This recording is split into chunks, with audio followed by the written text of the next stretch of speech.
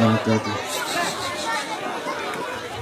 പ്രിയപ്പെട്ട കൂട്ടുകാരെ, ബഹുമാനപ്പെട്ട ഉസ്താദുമാരെ, ഈ വൈകിയ വേളയിൽ ഒരു പ്രസംഗം ഉചിതമല്ല എങ്കിലും സാന്ദർഭികമായ ചില കാര്യങ്ങൾ ഉണർത്താൻ ആഗ്രഹിക്കുകയാണ്. ഇവിടെ പരാമർശിക്കപ്പെട്ട പോലെ നൂറുൽ ഹുദ പൂർവ്വ വിദ്യാർത്ഥി എന്ന നിലയിൽ ഒരു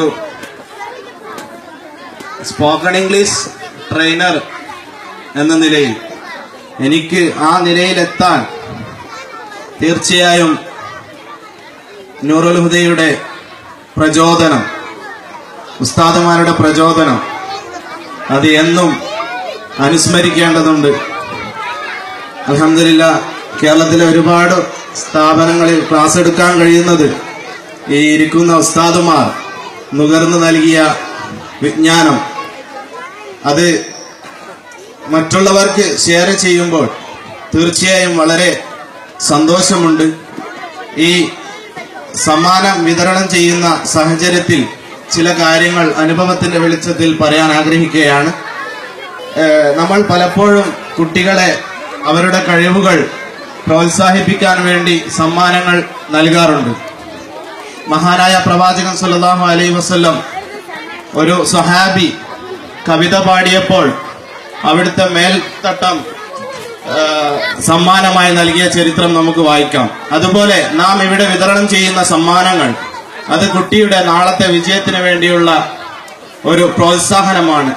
അതുകൊണ്ട് തന്നെ എപ്പോഴും കുട്ടികളെ പ്രോത്സാഹിപ്പിക്കേണ്ടത് നമ്മുടെ ബാധ്യതയാണ്. കൂടുതൽ വാക്കുകൾ പറയുന്നില്ല. തീർച്ചയായും ഇന്ന് വീട്ടിലേക്ക് പോയി കഴിഞ്ഞാൽ പല കുട്ടികൾക്കും ചിലപ്പോൾ കൂടുതൽ സമ്മാനം കിട്ടിയെന്ന് വരില്ല. അത് ഒരിക്കലും അവരുടെ കഴിവുകേട് കൊണ്ടല്ല.